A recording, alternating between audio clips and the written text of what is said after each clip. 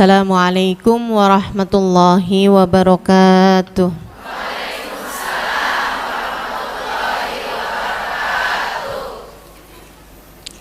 Alhamdulillah. Wassalatu wassalamu ala Rasulillah Muhammad ibn Abdillah wa ala alihi wa sahbihi wa man walah. Subhanaka la ilma lana illa ma 'allamtana innaka antal alimul hakim. Rabbi shrah li sadri wa yassir li amri wahlul 'uqdatan min lisani yafqahu qawli. Amma ba'du. Alhamdulillah, sama-sama kita hormati, kita muliakan, kita sayangi segenap panitia penyelenggara dari Masjid Al-Aqsa. Kita doakan semoga semua yang telah terlibat Allah Subhanahu wa taala muliakan kehidupan mereka. Panjangkan umurnya, sehatkan badannya, dimudahkan urusannya, kabulkan hajatnya, semakin dicinta Allah Subhanahu wa taala dan Rasulnya. Segenap pimpinan pondok pesantren, pimpinan majelis ta'lim, segenap ustazah, segenap syaraif, dan juga semua yang hadir di majelis ini, baik ibu-ibu, kakak-kakak, adik-adik, anak-anak, yang semoga semuanya dirahmati dan dicintai Allah. Semoga semuanya disayangi dan disyafaati Rasulullah Muhammad sallallahu alaihi wasallam, insyaallah. Amin ya rabbal alamin. Maafkan agar hatimu damai. Begitu ya tema kita pada pagi hari ini. Semoga ilmu yang akan kita dapat menjadi ilmu yang bermanfaat, ilmu yang dapat mendekatkanmu kepada Allah. Itu maksudnya ilmu yang manfaat, ilmu yang dapat mendekatkanmu kepada ridha Allah, ilmu yang dapat mendekatkanmu kepada surganya Allah. Ilmu yang tidak bermanfaat sebaliknya, meski terdengar sangat tinggi, meski terdengar sangat ilmiah, meskipun terdengar sangat melangit, gitu ya, tapi ilmunya hanya sampai di telinga kanan, keluar telinga kiri. Tak ada yang membekas di dalam hati, apalagi menjadi cahaya yang menuntunnya menuju surga. Ilmu yang seperti ini adalah ilmu yang tidak bermanfaat. Semoga Allah jauhkan kita dari ilmu yang tidak bermanfaat. Sesuatu hal yang dimintai perlindungan oleh Nabi besar Muhammad sallallahu alaihi wasallam. Kata Nabi Muhammad, Allahumma inni a'udzubika min ilmin la yanfa' wa du'ain la yusma' wa qalbin la yakhsha' wa ainin la tadma'. Allahumma inni a'udzubika min haula'il arba'. Kata Nabi Muhammad, ya Allah, lindungkan aku, jauhkan aku dari ilmu yang tidak bermanfaat, dari doa yang tidak didengar, dari hati yang tidak bisa khusyuk merunduk kepadamu ya Allah, dan dari mata yang tidak mudah menangis. Ya Allah, aku berlindung kepadamu dari keempat hal tersebut. Jadi sesuatu yang dimintakan perlindungan oleh Nabi Muhammad artinya adalah sesuatu hal yang sangat buruk. Semoga Allah hindarkan kita dari keempat hal itu, insya. Kita minta ilmu kita pada hari ini menjadi ilmu yang meskipun sedikit, menjadi ilmu yang meskipun tidak melangit, menjadi ilmu yang meskipun tidak tinggi, tidak ilmiah, sesuatu yang sederhana, akan tetapi kita minta kepada Allah, ilmu ini Allah jadikan sebagai cahaya. Kalau tidak cahaya, pelita lah gitu, kecil nggak apa-apa, di hati bisa menerangi langkah kehidupan kita ke depan, sehingga menyinari hidup kita hingga mendekatkan kita kepada surga. Amin ya rabbal, mendekatkan kita pada ridha Allah Subhanahu wa taala. Al-Fatihah biniyatin nafa' wal intifa' wal mudzakarah wat tadhkir ibtigha' mardatih wa qurbih wa thawabih wa husnil khatimah ma'al lutfi wal afiyah wa salahil akibah wa ila hadratin nabi. Al-Fatihah.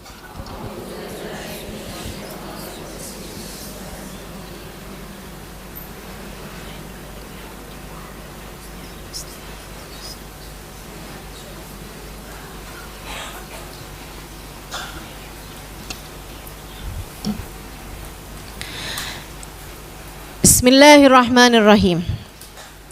Saudaraku sekalian yang saya muliakan, Allah Subhanahu wa taala memerintahkan kita untuk senantiasa memaafkan kesalahan orang lain yang telah berbuat salah, berbuat zalim kepada kita.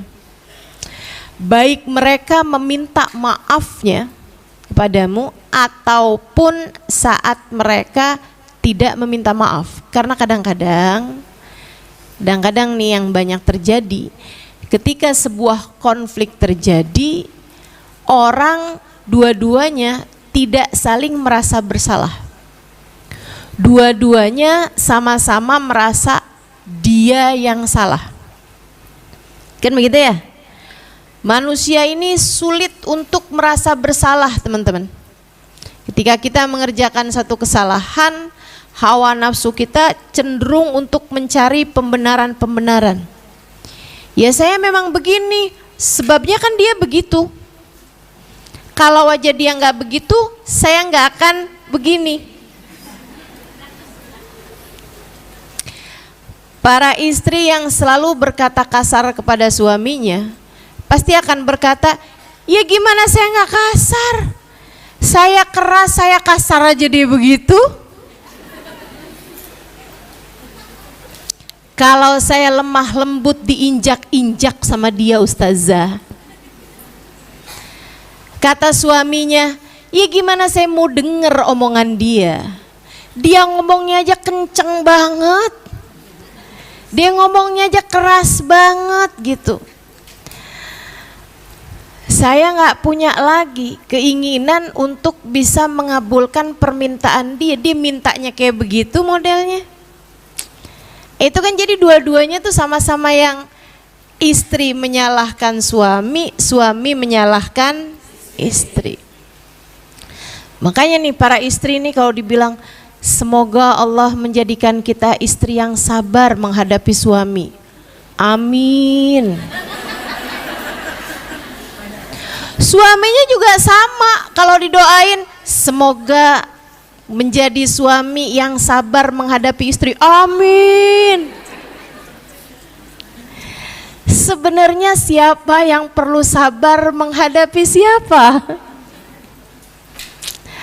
Ada banyak orang-orang tua yang ketika berbicara mengenai anak, mereka akan berdoa, ya Allah jadikan saya orang tua yang sabar menghadapi anak saya.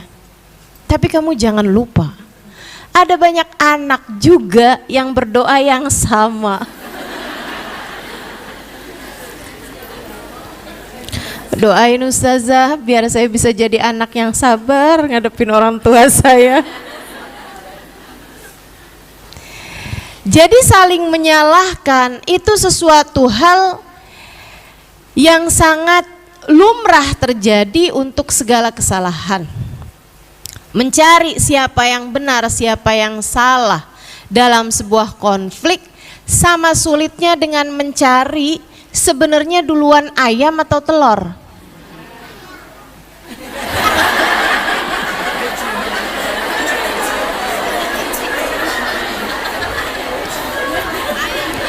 Tapi kan ayam dari telur, Dek.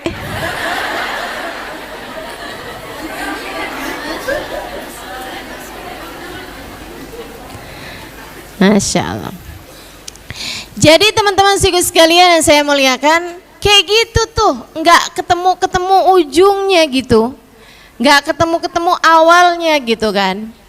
Untuk itulah Yang kita perlukan itu bukan untuk mencari tahu siapa yang salah untuk kemudian dia meminta maaf dan orang tersebut memaafkan. Akan tetapi yang perlu kita lakukan adalah berlebar hati, berbesar hati, melapangkan hati untuk memaafkan kesalahan orang lain terhadap diri kita. Kamu tidak bisa berharap hidup menjadi baik-baik saja tanpa ada orang berbuat salah kepadamu. Itu tidak mungkin. Ridwan nas ghayah la tudrak, kata Imam Syafi'i. Dicintai semua orang adalah cita-cita yang tidak mungkin tercapai. Gak ada ceritanya orang hidup dicintai, disukai sama semua orang. Gak ada ceritanya. Siapapun orangnya. Gak ada ceritanya Halimah Al-Idrus disukai sama semua orang. Gak ada ceritanya. Pasti ada yang sebel sama saya. Wajar. Saya kalau lihat orang seperti saya, mungkin juga bisa jadi sebel juga. Jadi saya sangat memaklumi kalau ada orang gak suka sama saya. Ada orang berbuat salah sama saya, sangat wajar. Apalagi melihat diri saya punya banyak salah atau berbuat kesalahan juga sama orang lain. Bahkan terhadap manusia paling mulia, baginda Nabi besar Muhammad, tidak pernah punya salah sama siapapun, tidak pernah berkata kasar kepada siapapun, selalu berbuat baik kepada siapapun. Allah Subhanahu wa taala menjadikan Nabi Muhammad punya banyak pembenci. Nabi Muhammad punya banyak haters, istilah anak zaman sekarang. Nabi Muhammad punya banyak pengganggu, bahkan bukan main-main. Kesalahan orang lain kepada Nabi Muhammad bukan hanya sekedar Nabi Muhammad udah senyum dan dia nggak membalas senyumnya. Bukan hanya sekedar tetangga bikin hajatan Nabi Muhammad nggak diundang. Bukan hanya sekedar Nabi Muhammad setiap kali telepon sama dia nggak pernah diangkat. Bukan hanya itu teman-teman saudaraku sekalian, akan tetapi mereka bahkan merencanakan pembunuhan. Mereka bahkan melempari Nabi Muhammad dengan batu kerikil. Mereka bahkan saudaraku sekalian melempari Nabi Muhammad dengan kotoran unta. Segala macam jenis kezaliman orang lain pernah dilakukan oleh baginda kita Nabi besar Muhammad sallallahu alaihi wasallam. Pernah mereka lakukan kepada Nabi besar Muhammad sallallahu alaihi wasallam. Maka wajar ketika kita hidup di dunia ada banyak orang-orang yang berbuat kesalahan kepada kita. Saudara sekalian, Imam Syafi'i difitnah orang. Imam Syafi'i dikata-katain orang.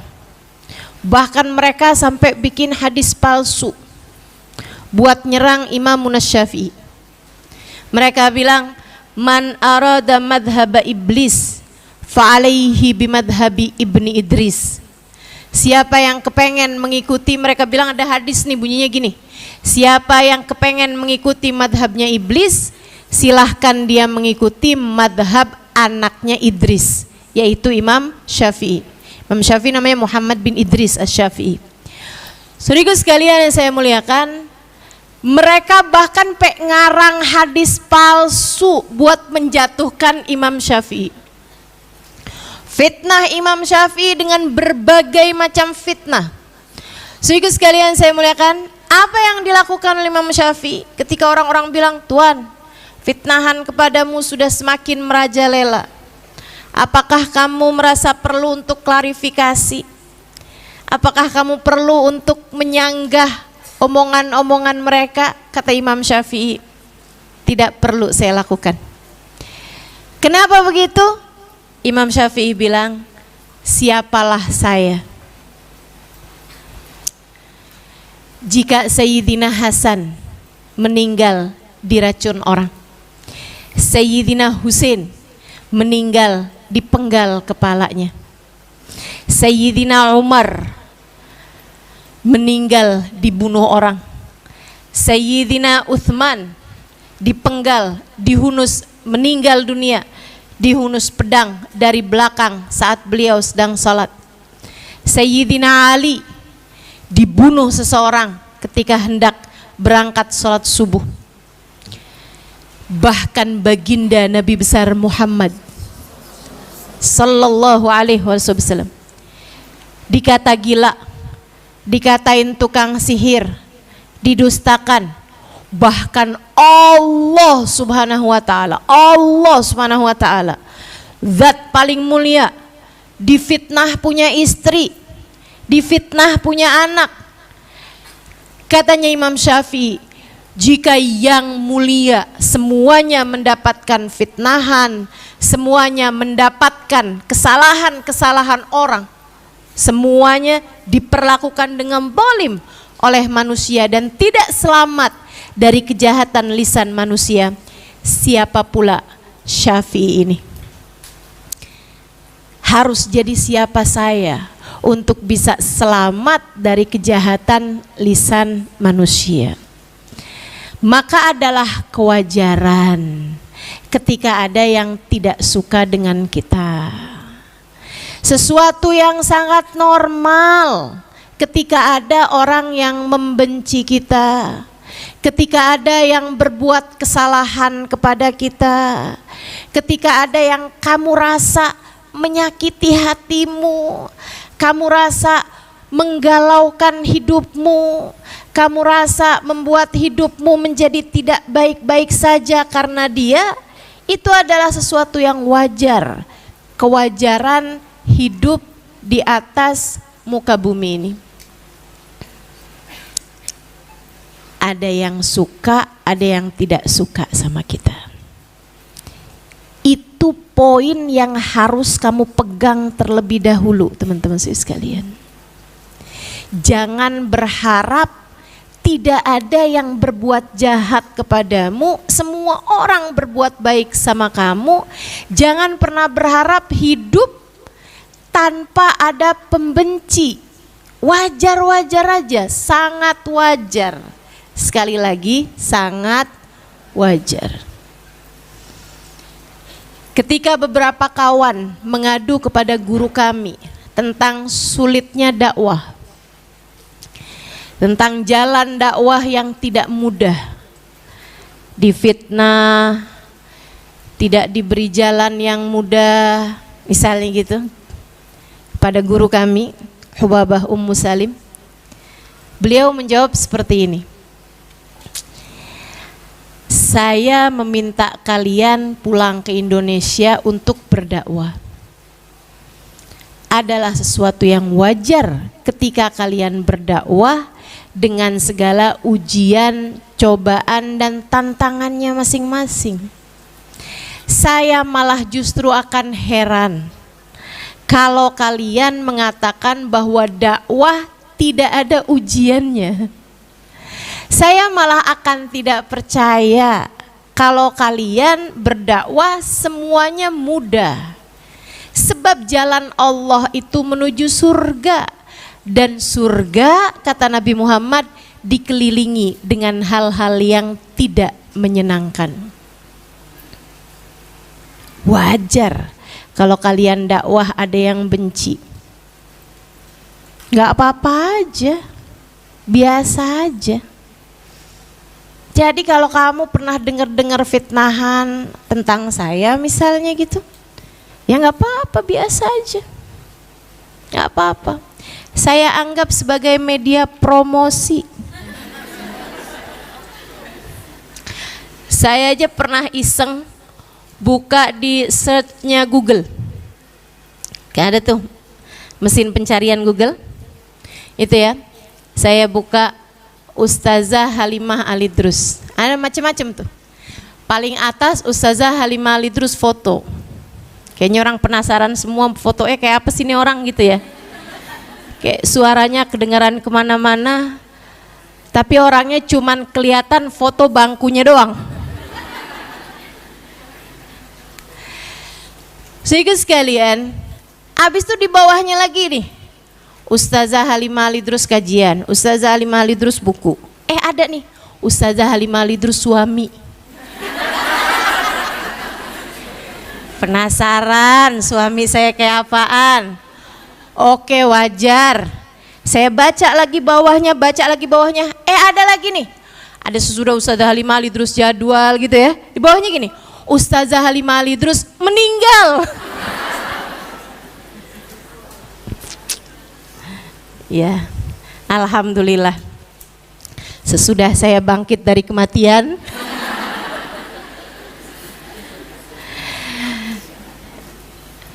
hal yang biasa-biasa aja gitu. Ada orang yang mengatakan hal-hal yang tidak baik tentang kita misalnya gitu. Hal yang sangat lumrah. Semoga Allah Subhanahu wa taala selalu menjaga kita insyaallah. Benar ya bahwa kita hanya memiliki 2 buah tangan. Tak akan cukup untuk bisa menutup mulut semua orang. Satu-satunya hal yang bisa kita lakukan dengan kedua tangan kita adalah menutup telinga dari apa yang mereka sampaikan, menajamkan mata untuk bisa melihat langkah kita ke depan sehingga kita mantap terus berjalan menuju surga Allah Subhanahu wa ta'ala. Hal yang bisa kita lakukan adalah melapangkan hati untuk bisa memaafkan kesalahan semua orang seperti yang dilakukan oleh baginda kita Nabi besar Muhammad sallallahu alaihi wasallam dan orang-orang mulia telah mencontohkannya kepada kita sekalian. Maafkan kesalahan siapapun yang berbuat salah kepadamu agar hatimu damai. Kenapa kita perlu memaafkan kesalahan orang? Nih, yuk kita bahas satu-satu. Karena masalahnya kalau orangnya itu orang jauh yang di sana-sana, kita kadang nggak terlalu peduli ketika dia berbuat kesalahan yang kadang menyakitkan hati dan membuat kita baper, terbawa perasaan kita kalau kesalahan itu dilakukan oleh orang yang kita cintai. Karena memang saudara sekalian, cinta itu punya 2 mata pedang. Ketika kita mencintai seseorang, kita akan mudah merasa berbahagia karena dia, atau kita pun juga mudah untuk merasa sakit hati dengan apa kesalahan yang dia lakukan. Bukan gitu? Kesalahan dilakukan oleh orang lain, kita bisa yang kayak bodoh amat lah. Tapi kalau yang nyakitin itu adalah saudara kita, suami kita, anak kita, misalnya gitu. Misalnya ya, mertua, ipar, gitu kan, abang, adik gitu. Itu akan jauh lebih mudah untuk merobohkan pertahanan hati kita. Nah ini yang kita perlu ilmunya nih untuk bisa memaafkan kesalahan orang, baik orang yang kita dekat dengannya ataupun orang yang kita jauh darinya. Kenapa kita perlu memaafkan kesalahan orang lain kepada kita? Yang pertama, agar mulus jalanmu menuju surga. Agar mulus jalanmu menuju surga. Kenapa gitu? Karena Allah menceritakan orang-orang surga adalah orang yang memaafkan kesalahan orang lain. A'udzu billahi minasyaitonir rajim.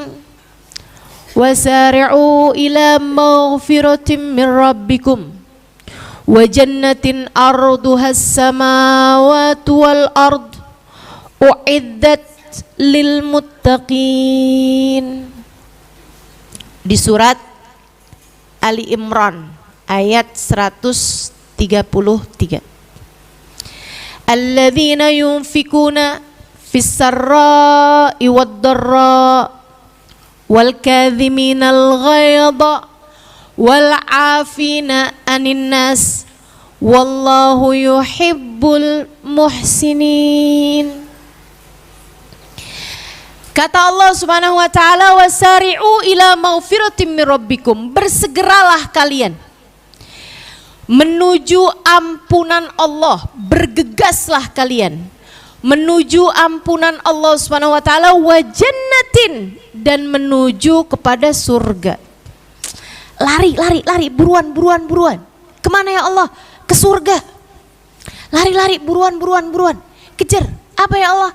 Ampunan dariku. Kita diminta sama Allah untuk bergegas. Jangan lambat-lambat jalannya. Apa nih yang seringkali melambatkan jalan kita?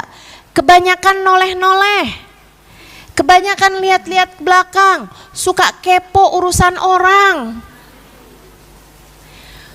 suka peduli sama apa yang orang lain lakukan terhadapmu atau apa yang orang sampaikan tentangmu. Kamu terlalu peduli itu, makanya jalannya nggak bisa cepet. Didengerin mulu orang ngomong, apa. Akhirnya berhenti deh jalannya. Si orang kenapa itu? Tahu semua kabar dunia. Artis bercerai, anaknya ikut siapa, dapat harta gono gininya berapa, semuanya dia hafal.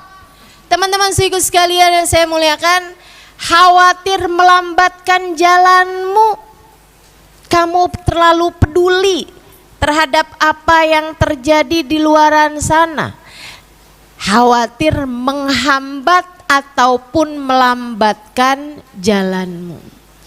Apalagi kalau dikit-dikit klarifikasi. Ada orang ngomong kayak gitu, enggak kayak gitu kok saya. Akhirnya enggak jalan-jalan.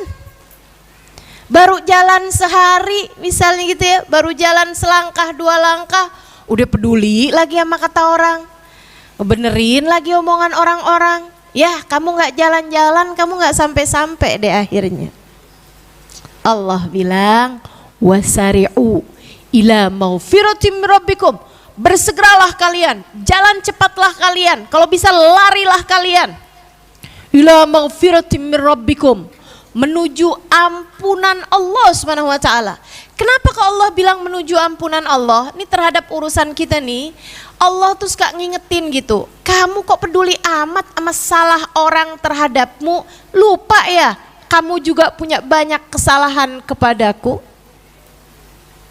Kamu punya banyak salah padaku. Seharusnya kamu mengkhawatirkan ampunan dariku. Maka bersegeralah menuju ampunan dariku, kata Allah. Maka tiap kali kamu merasa sakit hati atas perlakuan orang padamu, atas percakapan atau perkataan orang padamu, ingatlah, saya sakit hati nih orang buat salah sama saya. Sepertinya ini adalah cara Allah untuk mengingatkan saya betapa saya pun juga punya banyak kesalahan-kesalahan kepada Allah yang mungkin untuk membuat Allah meninggalkan saya. Orang lain buat salah sama kamu, bukankah kamu pun juga punya banyak dosa kepada Allah? Kamu pengen Allah memaafkan dosa-dosamu, maka maafkanlah kesalahan orang lain padamu. Karena memang man afa'ufi, siapa yang memaafkan dia akan dimaafkan. Man la yarham la yurham, kata Nabi. Siapa yang gak bisa sayang sama orang, gak bisa kesian sama orang, gak bisa maafin kesalahan orang, la yurham, dia pun juga gak akan disayang sama Allah. Dia pun juga gak akan dimaafkan oleh Allah subhanahu wa ta'ala. Dia gak akan dikasihanin sama Allah subhanahu wa ta'ala. Kama tadin tudan, sebagaimana kamu berbuat, seperti itu pula lah kamu akan dibalas. Wasari'u ila maghfiratin, bersegeralah kalian menuju ampunan dariku, kata Allah. Wa jannatin, bersegeralah kalian menuju surgaku. Waktumu enggak keburu, waktu hidupmu nih enggak banyak.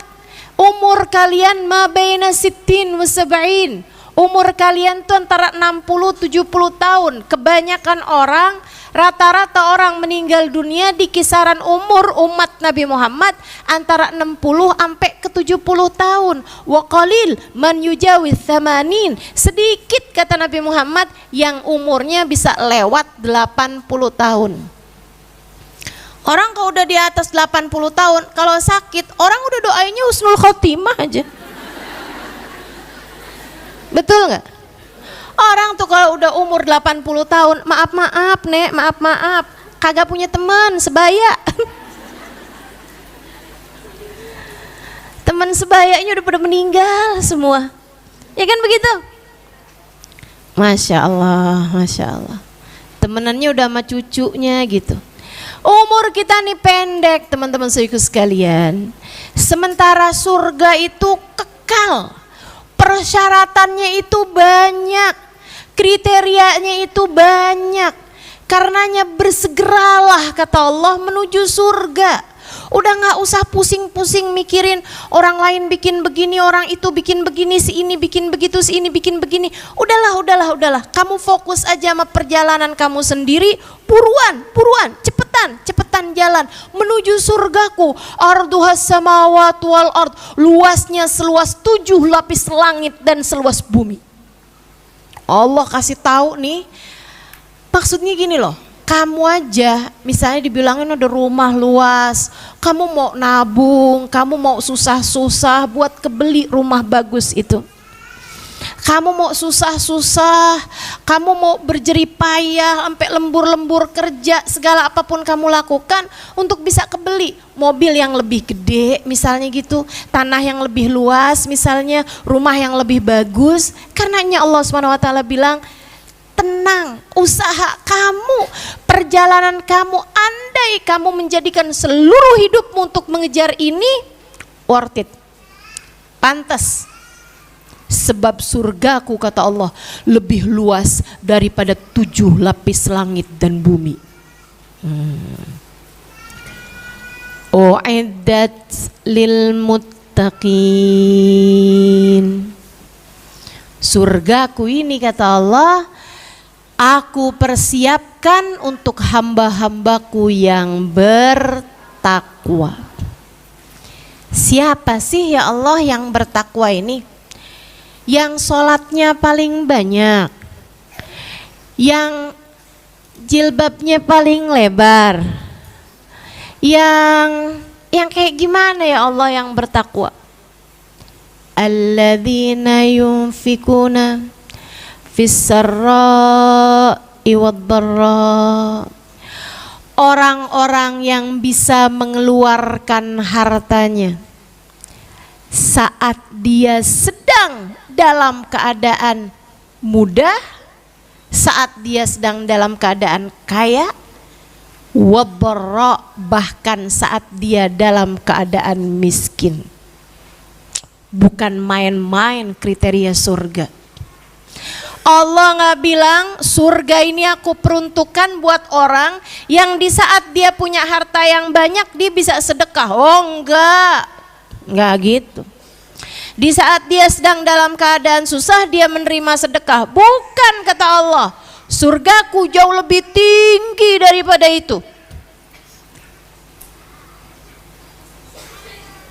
Gimana surgamu ya Allah? Boleh yang punya anak kecil yang rewel boleh keluar, boleh diajak keluar, kakak, mohon maaf. Tuh kan ngomongnya udah salah-salah tuh. Konsentrasi saya mudah terganggu dengan suara-suara lain.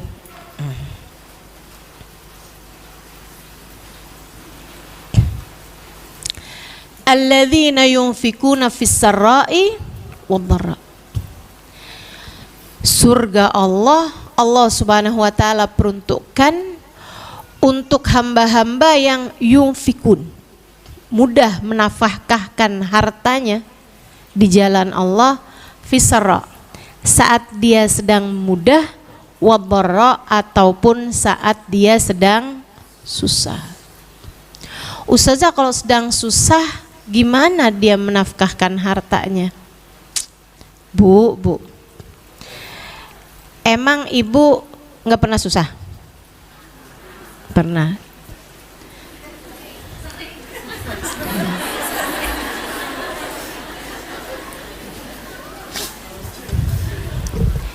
Di saat kamu sedang susah, ini saya tanya, susah secara materi ya, susah kamu itu susah yang benar-benar nggak punya duit sama sekali atau punya duit tapi sedikit?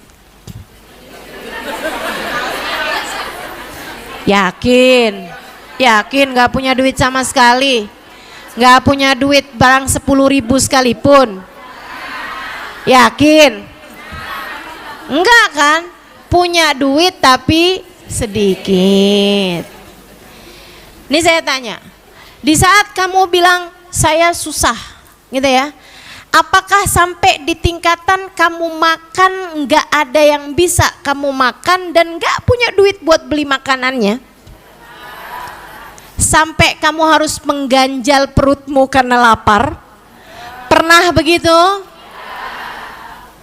Maka hati-hati sama ucapan saya sering susah ustazah. Jangan-jangan nih yang sering bukan susahnya, tapi yang sering kurang syukurnya. Saudara sekalian, kenapa Allah bilang fis-sarra'i wad-dharra? Dalam keadaan mudah ataupun susah dia bisa mengeluarkan hartanya, karena orang mukmin ini teman-teman saya sekalian, Allah tuh bilang, Allah tuh seolah menyampaikan gitu bahwasanya sesusah-susah apapun kamu sebenarnya kamu masih punya sedikit dan bisa dibagikan kepada orang lain. Itu jauh lebih indah daripada yang punya banyak dan memberikan sebagiannya kepada orang lain. Dulu ada Uwais Al-Qarni, miskin papa. Dia bekerja sebagai penggembala kambing. Saudara sekalian, dengan 2 dirham, kayak semacam 20.000 gitulah upahnya tiap hari. Yang 2 danik ya, 2 pecahan kecil gitu tiap harinya. Nah itu 1 danik dia pakai, kayak 10.000-nya dia pakai buat makannya dia besok hari. Nggak makan sehari 2 kali dia, nggak makan sehari 3 kali, dia makan sehari 2 kali, pagi atau sahur sama sore atau buka puasa. Nah itu teman-teman saudara sekalian, dia pakai 1 danik buat itu, 1 daniknya lagi dia pakai buat sedekah. Sampai di akhir hidupnya, kayak udah umur-umuran 30-an tahun gitu, dia memutuskan untuk berhenti jadi penggembala kambing. Dia memutuskan untuk makan dari yang dia dapati, sehingga terkadang dia mencari-cari makanan di gundukan sampah. Ini seorang waliullah ya, saya ingatkan, seorang kekasih Allah Subhanahu wa taala. Yang bahkan Nabi Muhammad menceritakan bahwa di akhirat nanti Uwais Al-Qarni akan memberi syafaat kepada umat Islam. Sehingga sekalian nih Uwais Al-Qarni nih yang seperti itu keadaannya, nyari makanan di tempat sampah, kurang miskin apa? Gak ada saya rasa di antara kita yang mencapai kemiskinan seperti Uwais Al-Qarni. Segitunya kalau dia dapati tempat sampah tuh ada buah yang masih bagus gitu, misalnya ada buah jeruk gitu ya, belum ada apa-apa ya kan. Kadang-kadang orang kaya ini kan kalau habis selesai makan udah langsung aja gitu, main iket aja ininya, suprahnya tuh, bekas makanannya, udah langsung main buang aja gitu. Nah itu kadang Uwais mendapati gitu, ada buah yang masih bagus gitu, belum digigit sama sekali gitu kan, belum rusak sama sekali gitu. Itu sama Uwais diambil, dibersihkan, dia sedekahkan kepada orang lain. Dia sedekahkan kepada yang lain. Saudara sekalian saya muliakan, sembari bersama dengan itu, setiap malam dia berdoa, ya Allah, apabila ada hamba-Mu yang malam ini tertidur malam dalam keadaan perutnya lapar, maafkan Uwais ya Allah, Uwais tidak dapat memberikan padanya sesuatu. Masih takut bahwa beliau kurang dermawan, masih takut bahwa dia akan dihisab Allah atas kesulitan orang lain. Makanya saudaraku sekalian saya muliakan, Allah tuh ngasih kriterianya surga bukan orang yang bisa memberi di saat dia mudah, akan tapi bahkan sarra saat dia bukan hanya sarra tapi juga saat dia dharra, saat dia sedang dalam keadaan darurat, dalam keadaan susah. Karena sesusah-susahnya kita tuh sebenarnya masih bisa ngasih kepada orang lain yang lebih susah daripada kita. Betul? Itu surga kriterianya. Habis itu siapa lagi ya Allah? Wal kadhiminal ghaidha. Ahli-ahli surgaku kata Allah, orang yang bahkan saat miskin pun dia bisa memberi kepada orang lain, apalagi saat dia kaya. Kemudian lagi kadhiminal ghaidh, orang-orang yang mampu menahan emosi, enggak marahan, enggak gampangan tersinggung, bukan sumbu-sumbu pendek. Ayo nih, yuk nih, kalau tujuanmu dalam hidup adalah menuju surga, kalau kamu ingin mulus saja perjalananmu menuju surga, ku sampaikan padamu bahwa kriteria calon penghuni surga adalah orang yang tidak mudah tersinggung, orang yang lebih mudah mengontrol, mengawal hawa nafsunya, orang yang mudah untuk mampu mengendalikan hawa nafsunya. Saat lagi marah tuh kelihatan nilai takwa seseorang. Takwa orang tuh kelihatan bukan hanya di saat kaya dia dermawan, akan tetapi bahkan saat miskin dia tetap dermawan. Takwa orang kelihatan saat ada orang lain yang berbuat salah, ada orang lain yang berbuat keji, ada orang lain yang tidak memberikan haknya kepada dirinya, ada orang lain yang memperlakukan dia dengan tidak semestinya, bagaimana emosinya. Sehingga sekalian, hamba-hamba bertakwa di sisi Allah Subhanahu wa taala enggak gampangan tersinggung. Hatinya luas, hatinya lapang, mudah memaklumi tindakan dari siapapun. Seorang ulama di jalan dikatain orang, maaf nih ya, dasar anjing loh. Maaf nih ya, saya sampaikan ini. Ulama tersebut tuh Syekh tersebut begitu dengar itu, beliau tersenyum, angkat tangannya bilang amin. Lah, kok kamu gitu sih? Kok kamu malah bilang amin? Saya ini lagi ngata-ngatain kamu tahu. Kata si orang tadi itu. Dia bilang, terserah kamu, itu kan hak kamu. Kamu punya hak untuk berbicara, saya juga punya hak untuk menerima pembicaraan kamu. Kamu menyebutkannya sebagai cacian, saya mendengarnya sebagai sebuah pujian. Kenapa gitu, Syekh? Karena saya tidak pernah melihat ada binatang lebih dicintai oleh majikannya daripada anjing. Saya berharap menjadi makhluk yang dicintai Tuhan saya seperti mana anjing dicintai oleh majikannya. Bagaimana menurutmu? Wal kadhiminal ghaidh. Nah, hamba-hamba tercinta di sisi Allah Subhanahu wa taala, para ahli-ahli takwa, calon-calon penghuni surga, mereka mampu mengawal emosinya, mereka mampu mengendalikan emosinya, menjadikan semua yang mereka dengar sebagai sesuatu hal yang indah daripada berpikir sesuatu hal yang buruk bagi dirinya. Keren, keren. Sayyidina Al-Imam Ali Zainal Abidin Ibn Husain bin Fatimah bintun Nabi sallallahu alaihi wasallam, cicitnya Nabi besar Muhammad alaihi wasallam. Satu waktu ada seseorang, adik sekalian, pedagang dari luar Madinah, nyampe di Madinah, dia tidur di dalam masjid. Sambil uangnya tuh, dia punya kantong uang, ditaruh di samping dia tuh. Dia pikir habis saya sholat nih, saya sholat duhur gitu ya.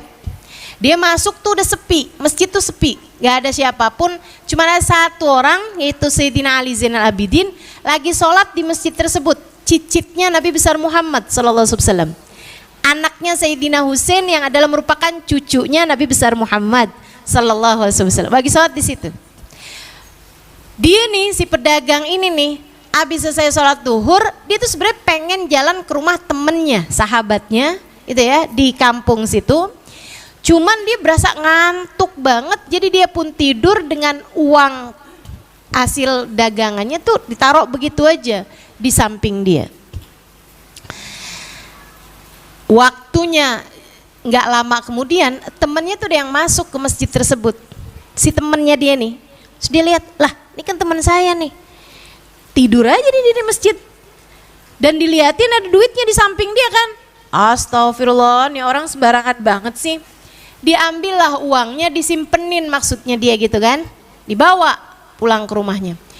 Si orang ini bangun beberapa menit kemudian, panik, duitnya nggak ada di sampingnya. Terus dia lihat masjid tetap sepi seperti tadi, yang ada adalah hanya orang yang sedang sholat di pojokan tadi itu. Sayyidina Ali Zainal Abidin, fix dia nih ngambil duit saya. Jadi ditungguin sampai lepas sholat. Habis selesai pas sholat, samperin sama dia, balikin dong duit saya. Duit apa ya pak? Ah, sok pura-pura. Dari saya tidur tadi sampai saya bangun nih, nggak ada orang di masjid ini selain kamu. Jadi pasti yang ngambil duit saya adalah kamu. Balikin duit saya. Maaf pak, jangan buka-buka aib orang. Udahlah, ayolah balikin aja, nggak usah sok-sokan. Ada berapa ya pak duitnya pak? Yang dipikirkan Ali Zainal Abidin, nutup aib orang. Ini mungkin dia tidur, duitnya diambil sama orang. Yaudahlah, daripada dia ribut-ribut gitu, dia ribet-ribet, yaudah aja dah. Duitnya isinya berapa ya pak? Pakai segala nanya, 10 juta. Oh, oke. Baik pak, sebentar ya pak. Yuk kita jalan. Dibawa sama Sayyidina Ali Zainal Abidin pergi ke rumahnya, beliau pun ambil, kebetulan ada uangnya, beliau pun balikin. Nih Pak, 10 juta buat Bapak. Pakai cara buat saya, duit-duit saya. Dia pikir kalau nggak ngambil ngapain dibalikin, ya kan begitu. Kalau nggak nyuri ngapain dibalikin gitu, udah dituduh nyuri, kalau memang enggak ngapain dibalikin kan gitu. Akhirnya dia pun pergi ke rumah temennya itu yang memang rencana dia kan. Begitu nyampe di rumah temennya dibalikin tuh duit. Nih sembarangan aja kamu tidur di masjid, bawa duit segitu banyak. Hah? Jadi duitnya kamu yang ambil? Iyalah, saya tadi pergi ke masjid, untung aja tuh saya pergi ke masjid. Dia bilang saya pergi ke masjid, saya lihat kamu tidur enak banget, ngorok sampean tidurnya di masjid. Saya liatin duit kamu di samping kamu tuh gitu aja kamu taruh, bukannya disimpan gitu. Dia bilang astagfirullah, astagfirullah. Terus siapa tuh ya orangnya? Saya tuduh dia maling duit saya. Soalnya dari sejak awal saya tidur sampai saya bangun tuh cuman dia doang yang ada di masjid. Orangnya kayak gimana? Begini, saya sampai pergi ke rumahnya dibalikin duitnya masalahnya. Orangnya kayak gimana? Diceritain kan, astagfirullah, ente kena cucu Nabi Muhammad kualat loh. Itu Sayyidina Ali Zainal Abidin, astagfirullah nih gimana ya ampun. Nih kayaknya nih saya nih dikutuk jadi batu kagak berubah nih. Ah Allah gimana nih gimana, temenin saya yuk, saya mau minta maaf sama dia. Nggak ada ceritanya, ogah saya. Ogah ntar saya ikut-ikutan juga kena, nggak mau, pergi aja sendiri sana. Kamu yang bikin salah. Makanya orang tuh jangan mudah menghakimi. Iya habis gimana dong, ayo dong temenin. Nggak mau juga, akhirnya dia sendirian tuh. Dia ketuk pintu, dibukain Sayyidina Ali Zainal Abidin. Dia nunduk, dibalikin duitnya, Tuhan maafin saya Tuhan, maafin saya. Maafin saya telah menuduhmu mencuri, ternyata uang saya diambil sama teman saya untuk disimpankan. Maafkan saya Tuhan, maafkan saya. Sayyidina Ali hanya senyum aja, nggak juga kayak kita. Makanya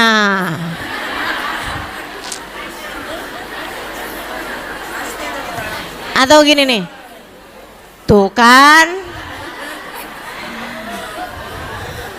enak aja tuh, beliau senyum aja. Kemudian beliau bilang, nahnu gaumun idza nu'ti lam nastaridah. Kami adalah orang-orang yang kalau sudah memberi tidak akan pernah lagi kami ambil kembali. Ambillah itu hadiah untukmu dari kami. Masya Allah. Kemampuan mengendalikan emosi. Kemampuan mengendalikan emosi. Kenapa tuh Ustazah orang-orang itu bisa mengendalikan emosi gitu? Kasih Allah tuh kenapa kok keren-keren banget kemampuan dalam mengendalikan emosinya? Atau mungkin kamu akan bilang itu orang dulu, orang sekarang mah buru-buru. Nih ya. Kamu tuh jangan karena kamunya nggak mampu mengendalikan emosi, kamu pikir orang seluruh dunia kayak kamu semua. Nggak gitu, Kak, Dek, Bu. Ada banyak di atas muka bumi ini orang-orang baik laki-laki maupun perempuan yang mampu mengendalikan emosi mereka. Keren, nggak bisa terkalahkan. Mereka tuh, saya kalau lihat mereka, karena saya alhamdulillah Allah izinkan mata saya untuk memandang wajah-wajah mereka. Itu teman-teman saya sekalian, saya setiap lihat mereka tuh, inilah yang Nabi Muhammad sebutkan dengan permisalannya orang mukmin kayak kayu gaharu. Dicium wangi, dibakar semakin wangi. Dicium udah wangi, tambah dibakar tambah wangi. Semakin orang panas-panasin, semakin orang komporin, semakin orang jahatin, tambah keciuman wangi akhlak mereka. Tambah tercium wangi kepribadian mereka. innahum thayyibun, mereka adalah orang-orang yang wangi. Saudaraku sekalian yang saya muliakan, guru saya Sayyidil Habib Umar bin Hafid, kamu pasti sering lihat fotonya. Saya nggak lagi nanya. Kamu pasti sering lihat fotonya. Kalau kamu nggak pernah lihat fotonya, silahkan googling. Nggak usah sekarang. Tulis Habib Umar bin Hafiz. Nanti akan keluar tuh foto-foto beliau. Guru saya belajar bersama dengan beliau. Semoga diakui sebagai muridnya. 4,5 tahun lamanya belajar dan mengajar di pondok pesantren yang beliau bangun. Sehingga sekalian, satu waktu di Tarim, di kotanya Habib Umar, ada seorang laki-laki yang mengakui tanah, yang semua orang udah tahu tanah itu tuh punyanya keluarganya Habib Umar dan jatuh warisannya kepada Sayyidil Habib Umar bin Hafid. Ya, surat tanahnya apa semuanya ada sama Habib Umar bin Hafid. Ada seorang bapak-bapak, dia ngakuin gitu, orang bapak-bapak udah tua gitu ya. Dia ngakuin bahwa tanah itu tuh sebenarnya punyanya dia dari bapaknya, warisan dari bapaknya. Dulunya memang punyanya kakeknya Habib Umar gitu, tapi udah dihadiahkan kepada bapaknya itu gitu. Jadi dia yang dapat warisan seharusnya gitu. Dia berkoar-koar di kampung tuh bahwa tanah itu adalah miliknya dia. Satu hari, dan kabar itu sampai kepada Habib Umar dan kepada keluarga Habib Umar, yang menceritakan cerita ini adalah putra beliau Sayyid Salim. Sehingga sekalian, satu waktu si orang tadi ini datang mengetuk pintu ke rumah Sayyidil Habib Umar bin Hafid, dibukakan sama Salim ini yang cerita nih. Dia bilang, satu hari ada yang ngetuk pintu rumah kami, saya buka, ternyata si bapak itu yang ngakuin bahwa rumah itu atau tanah itu adalah punyanya dia gitu, warisan dari bapaknya. Saya pun kemudian masuk ke dalam, saya kasih tahu abah saya. Dia bilang, Sayyidil Walid datamu, ada orang itu loh yang ngakuin tanah itu sebagai tanah dia. Marhaba. Suruh masuk, buatkan air. Habib Umar pun menemui, dari mulai buka pintu senyumnya lebar, ya ahla wa sahla marhaba, silahkan masuk gitu kan.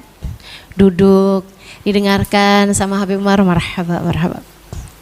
Senyumnya nggak hilang. Ini ngadepin orang yang ngakuin tanah itu adalah miliknya, padahal suratnya sama Habib Umar, padahal semua orang tahu bahwa itu adalah milik keluarga mereka.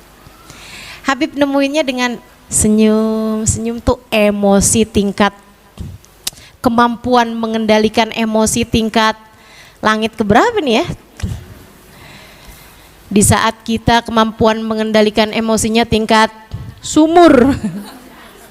Mereka langit, kita bukan cuman bumi nih, tapi sumur, kayaknya malah tambang minyak nih kayaknya nih kita nih.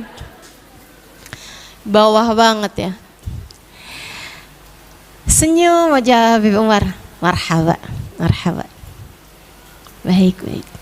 Habis itu beliau kemudian masuk, ya, masuk keluar bawa surat tanah.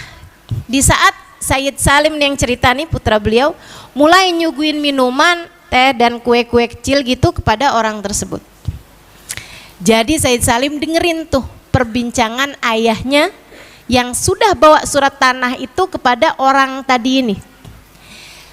Salim pikir abahnya bakal nunjukin, tapi Pak, ini surat tanahnya ada nama saya di situ, nama bapak saya di situ, gitu kan? Sebagai warisan untuk keluarga kami. Dikirain mau kayak gitu. Dikirain mau yang kamu sebut sebagai klarifikasi. Ternyata begitu nyampe kepada beliau, beliau serahkan surat tanah itu. Mohon maaf Pak, selama ini surat tanahnya ada pada kami. Jika ternyata tanah itu adalah milik keluargamu, milikmu dari ayahmu, maafkan kami, selama ini suratnya ada pada kami. Dan jika ternyata tanah itu sebenarnya adalah milik kami dari keluarga kami, maka dengan ini saya hadiahkan untukmu. wal kadhiminal ghaidha, hamba-hamba yang mampu mengontrol emosi. Kemampuan untuk yunfikuna fis-sarra'i wad-dharra, memberi kepada orang lain saat susah, saat senang. Kemampuan untuk kadhiminal ghaidha, mengawal emosi, mengontrol emosi. Wal afina anin nas, kriteria calon penghuni surga. Biar kita nih habis denger kayak begini nih, mikir-mikir, adakah saya termasuk di antaranya? Kayaknya masih jauh kita untuk menjadi salah satu di antaranya. Wal afina anin nas, hamba-hamba bertakwa, calon penghuni surga yang Allah sebutkan di dalam ayat ini adalah orang-orang yang mampu mudah memaafkan kesalahan orang lain padanya. Maafinnya gampang, maafinnya gampang. Dibikin marahnya susah, maafinnya gampang. Bagaimana denganmu? Biar kalau dengan surga jangan sok-sokan ngerasa saya salah satu calon penghuninya. Biar kalau dengar-dengar tentang neraka, hatimu tuh seharusnya takut, galau, sambil bertanya, ya Allah, kok kayaknya saya pantes nih ya, jangan-jangan saya calon penghuninya, ya Allah, lindungi saya ya Allah, kasihanilah saya ya Allah. Karena kalau disebutkan tentang kriteria ahli neraka, alladzina la yadhkurunallaha illa qalila, orang-orang yang jarang ingat sama Allahnya. Kok kayak saya ya? Alladzina la yaqumuna ila salati illa kusala, orang-orang yang apabila bangun menuju salat, alladzina idza qamu ila salati qamu kusala, orang-orang yang kalau bangun menuju salat bangun dalam keadaan malas. Aduh, lagi enak-enak nonton nih, udah zuhur nih. Ya ampun, lagi enak-enak masak nih, udah asar nih. Ya ampun, lagi enak-enak ngobrol nih, hangout, jalan-jalan, udah maghrib nih. Qamu ila sholati qamu kusala. Kalau berjalan menuju sholat kita berjalan malas, ingat Allahnya jarang-jarang. Kok kayak saya ya?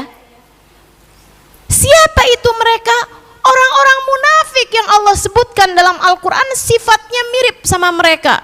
Kok kayaknya saya lebih condong jadi orang munafik nih, na'udzubillah min dzalik. Sementara kalau disebutkan tentang surga, kok cirinya yunfikuna fis-sarra'i wad-dharra. Ya Allah, jangankan saat miskin, saat kaya aja saya pelit. Wal kadhiminal ghaidha, orang-orang yang mampu mengontrol, mengendalikan emosi. Saya malah sumbu pendek nih, gampang banget disulut emosi saya, gampang banget saya dibikin marah. Wal afina anin nas, orang yang mudah memaafkan kesalahan orang lain. Saya malah justru membesar-besarkannya. Kesalahan orang yang kecil saya menganggapnya besar. Yang gak salah aja kadang saya usahakan biar dia terlihat salah. Ya Allah, ternyata saya memang belum menjadi ahli-ahli surga. Ya Allah, bimbing kami ya Allah, agar menjalani kehidupan semakin hari semakin baik. Karena ternyata surga tidak mudah teman-teman. Kriteria surga tidak gampang teman-teman. Calon-calon penghuni surga persyaratannya nggak gampang. Ya jangan kata mau masuk surga, mau masuk UI aja susah. Betul gak? Emang kamu pikir surga lebih bawah daripada Universitas Indonesia? Enggak lah. Kamu mau masuk ke Amerika tuh loh dari Indonesia, katanya persyaratannya tuh susah, apply visanya tuh susah. Baru mau masuk ke Amerika tuh segitu susahnya. Gimana dengan mau masuk surga? Surga jauh lebih berharga daripada itu. Diperlukan hati yang sungguh-sungguh faham. Di antaranya adalah untuk memaafkan kesalahan orang. Yuk belajar. Yuk belajar. Tiap kali datang dalam hatimu keinginan untuk tidak memaafkan kesalahan orang, ingetin, menuju kemana nih jalan? Mau menuju kemana nih perjalanan hidup saya? Ingetin, wahai diri, jika tujuan akhirmu adalah surga, Allah sampaikan dalam Al-Quran persyaratan kriteria penghuni surga adalah untuk orang yang mampu memaafkan kesalahan orang lain. Maka maafkan kesalahan orang agar mulus perjalananmu menuju surga. Insya Allah. Sekarang inget-ingetin, siapa orang yang kamu belum memaafkan kesalahannya?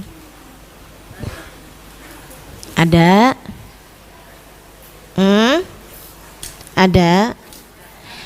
Adakah seseorang yang sampai sekarang kamu kalau inget dia, hati kamu tuh kayak berujar, maafin, sorry aja. Tidak segampang itu bro. Nggak gitu gampang. Enak aja dibikin kesalahan segitu gampangnya. Terus gampang-gampangnya saya maafin, sorry. Dia pikir saya siapa? Oh tuh, itu bahasa nafsumu tuh. Nafsumu tuh gampang banget bikin kata-kata dia nggak kenal siapa saya.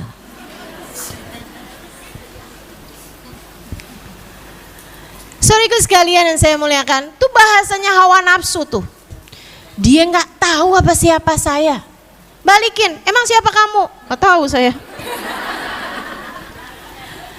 Siapa kita teman-teman? Kita adalah hambanya Allah yang kita akan hancur tanpa rahmatnya Allah, yang kita akan celaka tanpa kasih sayang Allah, yang kita akan hina tanpa dimuliakan Allah. Kita hina kecuali jika kita dimuliakan oleh Allah SWT. Kita hina tanpa kemuliaan dari Allah Subhanahu wa taala. Kamu pikir kamu tinggi? Tidak. Tidak. Kita semuanya adalah rendah kecuali jika ditinggikan oleh Allah Subhanahu wa taala. Maka setiap kali hatimu mengatakan bahwa saya tidak akan pernah memaafkannya, sampaikan kepada hatimu, wahai hati, kemana kamu harap kita akan kembali sesudah kematian kita nanti? Kamu pengen baliknya kemana? Surga? Jika memang surga sebagai harapanmu, sebagai tempat kembalimu, maafkan kesalahan orang. Sebab syarat, ketentuan, kriteria calon penghuni surga yang Allah sebutkan dalam Al-Quran, ayat Ali Imran, surat Ali Imran ayat 133, 134 yang tadi saya bacakan, surga diperuntukkan untuk orang-orang yang memenuhi persyaratan, diantaranya mampu memaafkan kesalahan orang lain. Jangan pernah diantaramu ada orang-orang yang gini nih, kalau ada orang bikin salah, kamu bilang begini, di dunia sih saya nggak akan tuntut, tar di akhirat. Ini yang ketawa berasa pernah nih. Yang nggak ketawa mikir, kok ustadzah tahu ya? Banyak tuh yang begitu tuh. Ntar saya akan tuntut dia di hadapan Allah. Saya akan berdirikan dia di hadapan Allah di akhirat nanti untuk saya pertanyakan tentang kesalahannya tersebut. Saya tanya padamu, kamu begitu yakinnya bisa memberdirikan dia di hadapan Allah? Kamu siapanya akhirat? Panitia?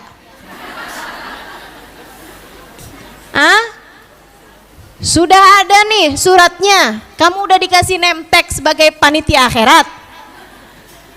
Kamu dan dirinya sama-sama makhluk yang akan diberdirikan di hadapan Allah untuk setiap kesalahan yang kalian pernah lakukan di atas muka bumi ini. Wa man ya'mal mithqala dzarratin khairan yarah wa man ya'mal mithqala dzarratin syarran yarah. Siapa yang melakukan sebiji dzarrah, setitik debu kebaikan, dia akan mendapatkan balasannya. Dan siapa yang melakukan sebiji dzarrah daripada keburukan, dia pun akan mendapatkan balasannya. Semua dari kita hanya akan menjadi mahkumin, orang-orang yang diadili, dan pengadilnya, hakimnya hanya satu, Allah Subhanahu wa ta'ala, yang telah menamakan dirinya Ahkamul Hakimin. Alaihissallahu bi ahkamil. Bukankah Allah adalah hakim yang seadil-adilnya? Ustazah, saya sih gak pernah doa kayak gitu ustazah, tapi saya doanya kayak gini nih. Ya Allah, bukankah kebaikan dan keburukan ada balasannya dari sejak di dunia dan di akhirat? Ya Allah, balaslah keburukannya kepadaku dengan keburukan yang jauh lebih buruk lagi. Saya doanya kayak gitu ustazah.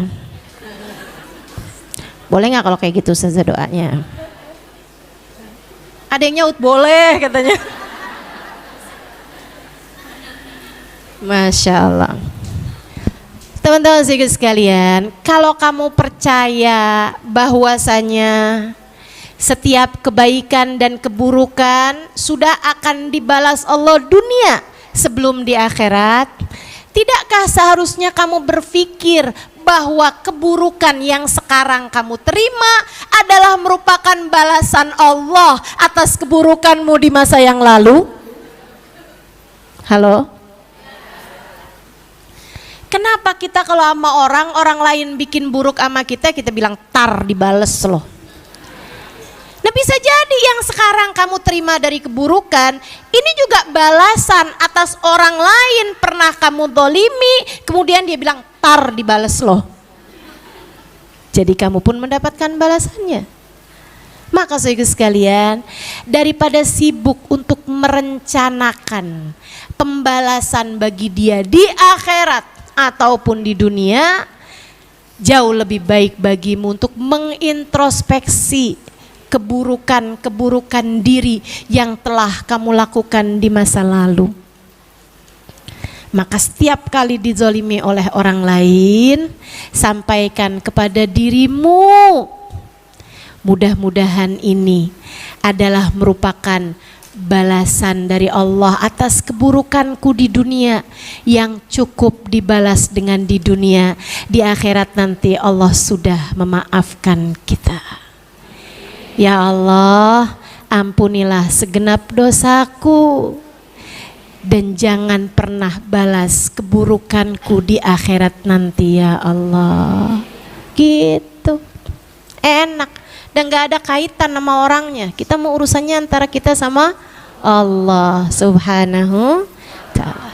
Jadi kenapa kamu perlu memaafkan kesalahan orang lain? Yang nomor satu, agar jalanmu mulus menuju surga.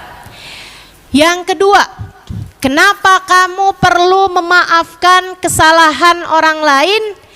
Agar ibadahmu diterima oleh Allah. agar ibadahmu diterima sama Allah. Lah apa kaitannya Ustazah? Oh, kamu belum tahu ceritanya nih. Ketika hatimu menyimpan dendam, ada syahna di dalam hatimu, kebencian, dendam, kesumat dalam hatimu, itu menjadi semacam penghalang antaramu dengan ibadah yang kamu lakukan, sehingga ibadahmu tidak terangkat, apalagi terkirim, apalagi diterima di sisi Allah Subhanahu wa ta'ala. Salasatun la turfa salatuhum fawqa ru'usihim shibra. Kata Nabi Muhammad, 3 kelompok orang sholatnya tidak akan terangkat sejengkal pun dari kepalanya. Tiap kali kamu sholat kamu keluar duk, udah segitu doang, nggak keangkat, boro-boro dibawa sama para malaikat, nggak ada, kalang sama apa? Amat salah satu dari 3 dosa ini. 3 kelompok orang sholat tidak terangkat darinya 1 jengkal pun. Kamu sedekah, tuk, hanya nggak nyampe sejengkal, udah kealang langsung. Kamu hadir di majelis ilmu, kamu berbuat kebaikan, apapun jenis kebaikanmu hanya akan tuk, tidak terangkat 1 jengkal pun dari kepalamu. Kamu pikir kamu udah berbuat banyak kebaikan, punya duha, punya tahajud, punya sedekah, punya hadir majelis taklim, punya nyumbang pengajian, nutup aurat rapi. Akan tetapi ternyata semua kebaikan-kebaikan tersebut tidak ada yang terangkat darimu, sehingga tidak terkirim kepada Allah. Dan kalau tidak terkirim, bagaimana mungkin akan diterima? Sementara yang kamu harapkan adalah balasan. Dibalas itu kan kalau udah keterima. Gimana keterima kalau terkirim aja enggak? Teman-teman, ini kita belajar dari WhatsApp atau pesan ya. Kalau kamu berharap WhatsApp kamu dibalas, itu kamu harus pastikan WhatsApp kamu diterima. Kalau diterima baru mungkin dibalas. Kalau kamu mau memastikan WhatsApp kamu itu diterima, harus sudah terkirim. Kalau terkirim aja enggak karena enggak punya pulsa atau enggak ada sinyalnya, gimana mau diterima? Kalau diterima aja enggak, gimana mau dibalas? Demikian pula dengan amal-amal kebaikanmu teman-teman. Mau mendapatkan balasan berupa surga, berupa pahala, berupa ampunan, berupa keberkahan dalam kehidupan, berupa kebaikan-kebaikan yang akan membuatmu kelak di hari akhirat dapat bersama dengan orang-orang soleh, orang-orang soleha. Itu kamu memastikan amal kebaikanmu tersebut itu terkirim, terangkat. Nah ini 3 kelompok orang kata Nabi Muhammad, enggak ada yang keangkat ibadahnya sejengkal sekalipun dari kepalanya. Imam zalim, pemimpin yang zalim, pemimpin yang tidak disukai rakyatnya karena kezalimannya. Makanya saran saya sih ibu-ibu nih, jangan ada yang nyalon dah. Kalau mau nyalon cari aja yang khusus perempuan.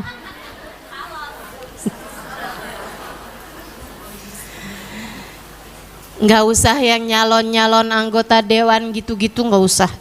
Saran saya ya, ibu-ibu nggak usah ada yang kepengenan jadi gubernur, nggak usah ada yang kepengenan jadi wali kota. Urusan kita nih banyak nih, hidup kita singkat, nggak usah cari penyakit dah. Masalahnya akhirat. Makanya saya kalau dimintain orang, ustazah doakan saya biar kepilih jadi ini jadi itu gitu. Teman-teman saya udah tahu aja nih salah nih minta doanya mau ustazah. Saya kalau kesian sama dia dan seringnya seperti itu, saya malah doa minta sama Allah, ya Allah jangan kepilih ya Allah. Kebayang gak sih? Jadi orang yang sholatnya ibadahnya gak keterima satu jengkal pun dari atas kepalanya. Nah itu kan nyari penyakit namanya. Pemimpin yang tidak disukai oleh rakyatnya. Pemimpin yang zalim gitu. Kan khawatir aja ya kan. Kita nih jadi manusia aja belum tentu bisa adil terhadap urusan-urusan kita. Ibu jadi ibu aja susah mau adil buat anak-anaknya, betul? Apalagi mau jadi seorang pemimpin gitu. Nah itu satu tuh, sholatnya nggak keangkat satu jengkal pun. Ustazah nih pemilu nanti 2024 gimana dong ustazah? Ya udah aja, kita pilih yang menurut kita paling banyak membawa kemaslahatan buat umat Islam. Jangan nggak milih juga, kita punya hak untuk itu. Ya udah gitu. Kita pilih salah satunya dari yang kita pikir akan banyak membawa kemaslahatan buat umat Islam. Ustazah pilih siapa? Kagak tahu saya. Calegnya aja belum jelas deh sekarang ya. Lagian itu kan urusan langsung bebas rahasia. Jadi jangan nanya sama saya. Rahasia. Yang keduanya, imra'atun batat wa zawjuha 'alaiha sakhit. Repot juga nih. Yang nomor dua yang sholatnya nggak akan keangkat dari atas jengkalnya adalah seorang perempuan bersuami yang istrinya sedang marah kepadanya. Seorang istri bersuami yang suaminya sedang marah kepadanya.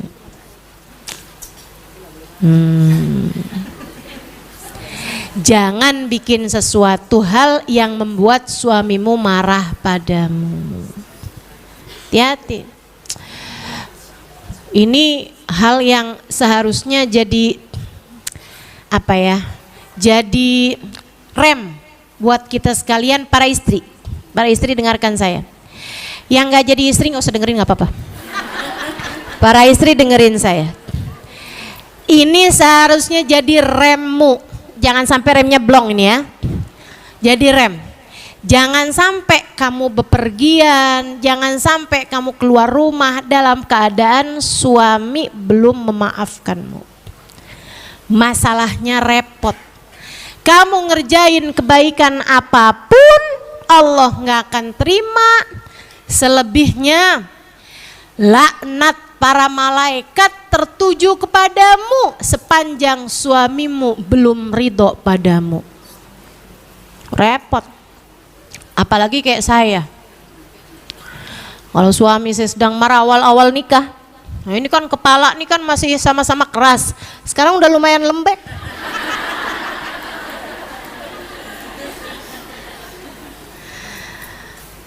Kalau pagi-pagi udah ada hal-hal yang bikin konflik rumah tangga gitu, kemudian dia marah, saya juga marah, habis itu dia akan keluar rumah gitu ya, habis itu saya keluar rumah juga mau ngajar. Saya sepanjang jalan takut aja, ya Allah gimana nih saya ngajar boro-boro nih, yang mendengarkan bisa diterima, nih yang nyampein aja kagak diterima.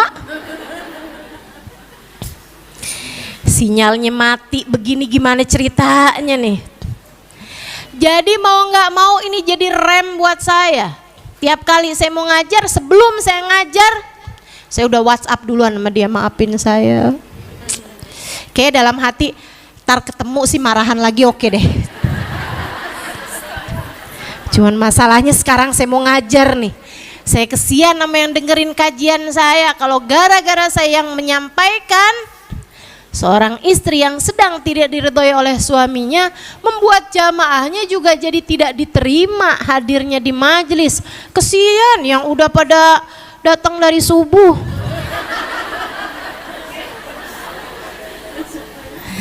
Pagi-pagi aja saya buka ituan Instagram saya udah ada tuh dari 2 jam yang lalu, padahal saya bukanya jam 6.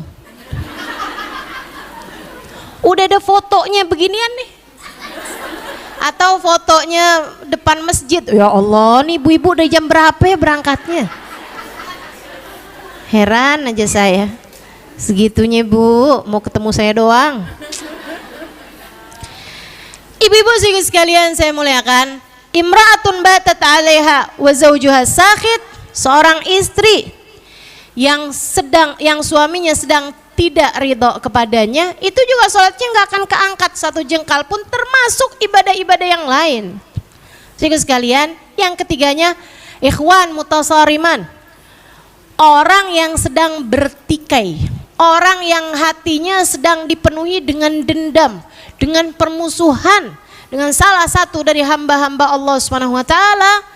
Mau dia ngerjain kebaikan seperti apapun, selagi hatinya masih penuh dengan dendam dan permusuhan ini, Allah tidak akan pernah menerima amal ibadahnya. Dan ini teman-teman bisa terjadi bertahun-tahun lamanya. Transportasi antara bumi dengan langitmu terhalang karena 3 hal tersebut. Karena salah satu dari 3 hal tersebut, maka jangan pernah menjadi salah satunya. Tiap kali hatimu ngerasa saya nggak mau maafin dia, saya nggak mau maafin dia, astagfirullah ya Allah, nih sholat saya gimana dong? Nih ibadah saya gimana dong? Nih sedikit-sedikit kebaikan yang berhasil saya lakukan gimana dong? Ya Allah, jangan ah. Ya udah deh kalau gitu deh. Ya Allah, saya maafin ya Allah, sakit hati saya tapi saya maafin ya Allah. Saya mohon bimbinganmu ya Allah, untuk saya berlapang hati dan memaafkan kesalahan dia. Gitu. Sayangi dirimu, maafkan kesalahan orang terhadap dirimu. Insya. Termasuk yang dari langit ke bumi.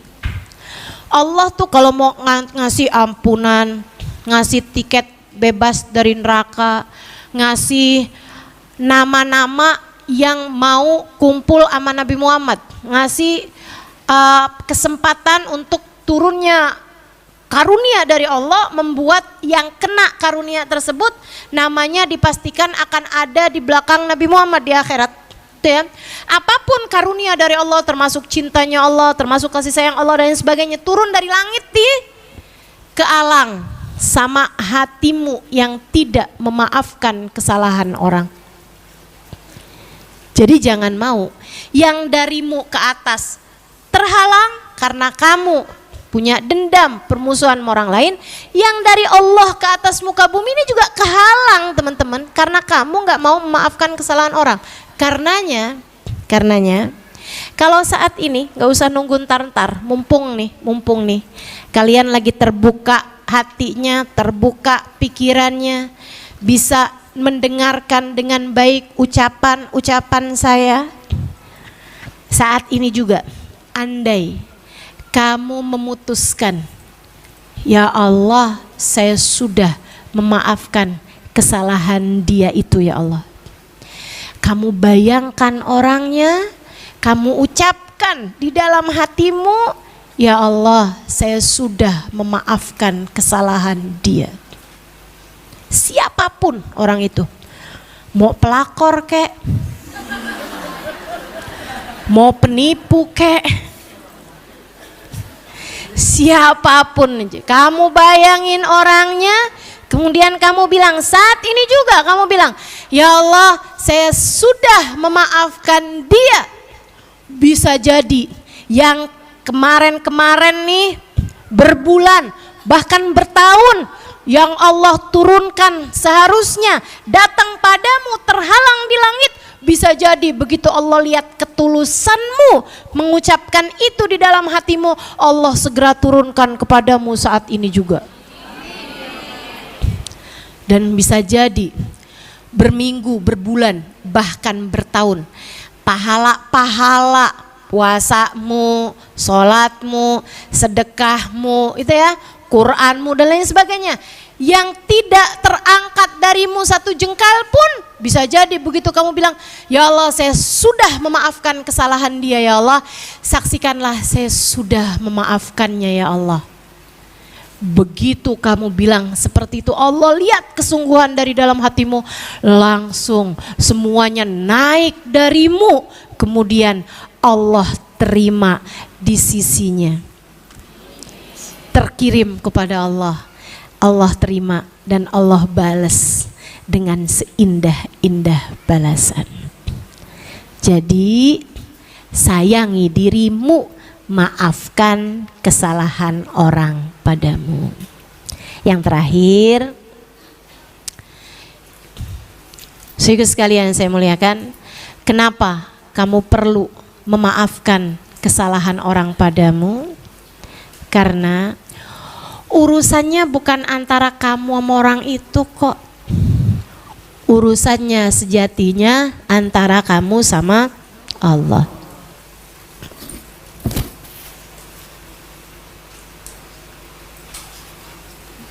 Tidak ada sesuatu terjadi di atas muka bumi ini tanpa izin darinya. Tidak ada sesuatu terjadi di atas muka bumi ini tanpa izin dari Allah. Bahkan kejadiannya sejatinya semuanya dari Allah Subhanahu wa taala. Orang berbuat apapun kepadamu gak akan sampai kepadamu illa biiznillah, kecuali dengan izin Allah, kecuali dengan ACC dari Allah Subhanahu wa taala. Udah ditanda tanganin sama Allah buat terjadi, terjadi tuh, karena semuanya sejatinya dari Allah. Al khair wasyarr kulluhu minallah. Baik buruk semuanya datangnya dari Allah. Orang muji kamu sejatinya dia memuji dari Allah. Untuk Allah lihat gimana nih kamu nih, kalau aku jadikan hambaku memujimu, gimana hati kamu? Hah, gimana? Masih bisa tetap tawadu atau jadi sombong, merasa diri begini begitu? Ketika ada orang mencelakakanmu, mencacimu, berbuat jahat padamu, sejatinya juga dari Allah. Allah mau lihat gimana nih, kalau aku bikin orang berbuat jahat padamu, kamu gimana? Hah? Hati kamu gimana? Oh begitu marahnya, oh begitu tersinggungnya. Kamu lupa semua dariku, semua dariku, semua dari Allah Subhanahu. Itu sebabnya kenapa Nabi Muhammad selalu ridho dengan apapun keputusan dari Allah. Saat dikasih miskin, Nabi Muhammad ridho. Saat dikasih kaya, Nabi Muhammad ridho. Saat dikasih orang cinta, Nabi Muhammad ridho. Saat dikasih orang benci, bahkan mencelakakan beliau. Bahkan di saat Allah buat orang-orang Taif melempari beliau dengan batu sekalipun, Nabi Muhammad tetap ridho, teman-teman saudaraku sekalian.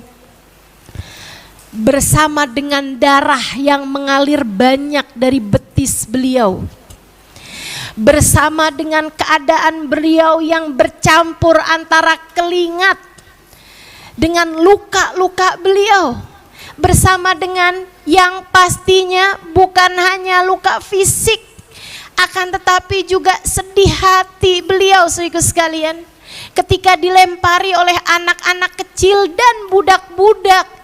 Saat beliau hijrah ke Taif, Nabi Muhammad mengangkat tangannya, Allahumma inni ashku ilaika du'fa halati wa qillata hilati. Allahumma illam yakun alayya bika ghadabun fala ubali. Ya Allah, aku mengadu kepadamu. Betapa hinanya diriku. Betapa lemahnya, bukan hina ya, betapa lemahnya diriku. Betapa aku tidak mampu mencari jalan keluar atas permasalahanku. Nabi nggak ngaduin orang Taif, ya Allah nggak lihat tuh orang segitu jahatnya sama saya, enggak. Nabi mengadukan tentang dirinya sendiri. Kenapa? Sebab Nabi faham urusannya bukan antara Nabi Muhammad dengan orang Taif. Urusannya adalah antara Nabi Muhammad dengan Allah subhanahu wa ta'ala. Allah yang memberi ujian itu kepada Nabi Muhammad. Allah yang menetapkan takdir hari itu untuk Nabi Muhammad. Allah yang menetapkan ada anak kecil-kecil dan budak-budak melempari Nabi Muhammad pada hari itu. Pada hakikatnya tidak ada sesuatu terjadi kecuali dengan izin Allah. Nabi Muhammad sangat faham itu. Karenanya Nabi tidak mengadukan orang-orang Taif. Yang Nabi adukan adalah dirinya sendiri. Sebab urusannya antara dia dengan Allah. Ya Allah, aku mengadu kepadamu. Betapa lemahnya diriku, maafkan aku ya Allah. Segini lemahnya ya Allah, dilemparin doang. Jadi kayak gini nih ya Allah, lemah bener saya Allah, maafin saya ya Allah. Dikasih ujian kayak gini nggak lewat nih saya nih ya Allah, maafin saya ya Allah, gitu. Gitu. Jadi kalau kamu mau ngadu, aduin dirimu. Kamu kesel nih sama seorang perempuan yang mengganggu suamimu, yang menggoda suamimu, aduin, nggak usah dia, dirimu. Ya Allah, maafkan saya atas ketidakmampuan saya mengawal perasaan cemburu. Maafkan saya ya Allah atas ketidakmampuan saya menjaga hati ketika hal yang seperti ini terjadi. Karena urusannya bukan antara kamu sama suamimu, apalagi antara kamu sama si P depannya R belakangnya. Bukan. Urusannya antaramu sama Allah Subhanahu wa ta'ala. Itu. Ya Allah, maafkan saya ya Allah atas ketidakmampuan hati saya untuk menjadi hati yang terjaga. Minta sama Allah. Adukan tentang dirimu, tentang kelemahanmu, tentang ketidakmampuanmu. Kan masalahnya kan urusan hidup nih antara kamu sama hatimu sendiri. Yang saya ceritakan tadi, Sayyidina Ali Zainal Abidin, Imamun Syafi'i atau Habib Umar bin Hafid, itu adalah tentang kemampuan hati mereka menghadapi ujian yang datang. Kan begitu? Teman-teman saudaraku sekalian, kita tidak bisa mendustai fakta yang terjadi. Kita nggak bisa mengubah fakta yang terjadi. Akan tetapi yang bisa kita lakukan adalah mengawal, mengendalikan rasa hati kita terhadap apa yang terjadi tersebut, gitu. Masalahnya tuh ada pada hatimu sendiri. Jadi urusannya antara kita sama Allah, teman-teman. Nabi Muhammad bilang itu, Allahumma inni ashku ilaika du'fa halati wa qillata hilati.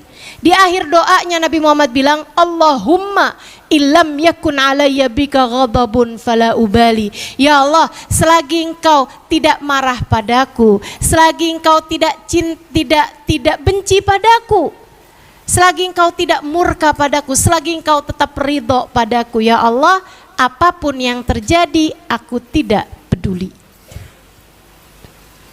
Apapun yang terjadi aku tidak peduli. Nabi mudah maafin kesalahan orang Taif. Kenapa? Melihatnya Allah semua.